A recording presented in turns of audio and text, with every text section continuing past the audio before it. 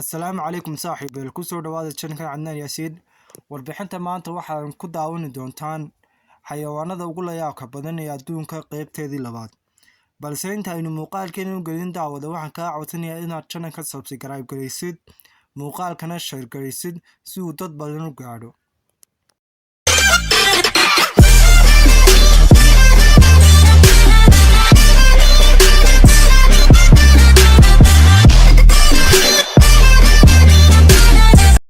markale ku soo dhawow daawade channelka Cadnaan Yaasiin warbixinta koowaad ee aynu ku eegi doono xayawaanada ugu la yaabka badan ee adduunka qaybteeda labaad waxa weeye daayeerka loo yaqaano daayeer hindhiso.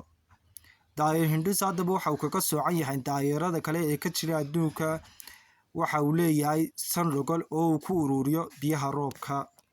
Daayeerkan aan daayeerada kale u eekeen ee leh jidhka ku midabeysan madow iyo caddaan waxa uu ku nool yahay dalka waqooyiga dalka Myanmar.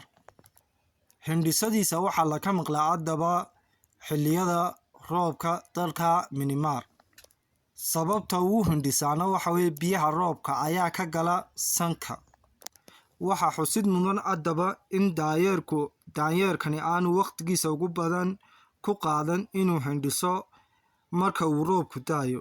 Waxaan u adeegsadaa xeeladaas oo ah inuu madaxa dhex geliyo amba madaxiisa uu dhex dhigo labadiisa jilib dhexdiisa. Warbixinta labaad ee aynu ku eegi doono qaybteena labaadna waxa weeye daawade jiirka leh sanka doofaarka. Haddaba waxaa lagu tiriyaa jiirarka ku nool jasiiradda Sulawesi ee ku taala dalka Indonesia in ay yihiin noocyadii ugu dambeeyay ee la ogaado. waana noocyo la yaab leh oo aanan hore loo arkin. Noocan jiirarka ka mid ahi waxa uu leeyahay sanka doofaarka iyo ilko waaweyn oo u eg hilkaha dhiig-cabka. Noocan jiirarka ah ayaa si fiican loo cayimin waxaana loo bixiyay magaca Hydronomus scorpion. Xayawaanka saddexaad ee aynu ku eegi doono qaybteena labaadna waxa weeye daawade shimbirka Kawai. Shimbirkani waxa uu ku nool yahay dalka New Zealand waxa uu leeyahay jidh wareegsan oo bunni ah. Shimbirkan ayaa haddaba duuli kareen waxaanu culayskiisu gaadhaa 1 ilaa 4 garaam taas oo weliba loo eegayo noociisa. Waxa intaa u dheer inuu leeyahay af dheer oo 2 dalool leh. Warbixinta afraad uguna dambeysa qaybteena labaad waxa weeye daawade caarada loo yaqaano Spark Elephant. Caaradan waxaa laga helay meel la ku nasto oo ku taala dalka Australia waxaana la helay sanadkii 2015.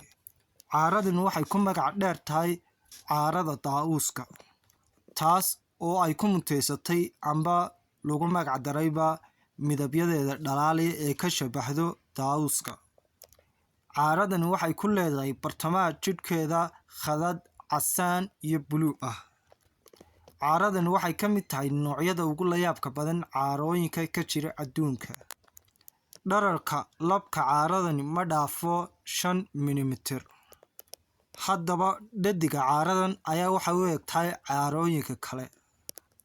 Haddaba daawade haddii ay muuqaalkan as dhammaadkiisa soo gaadhay waxaan kaa codsanayaa inaad muuqaalkan like garaysid una share garaysid asxaabtaada channelkana aad subscribe garaysid oo aad meel dheer gaarsiisid.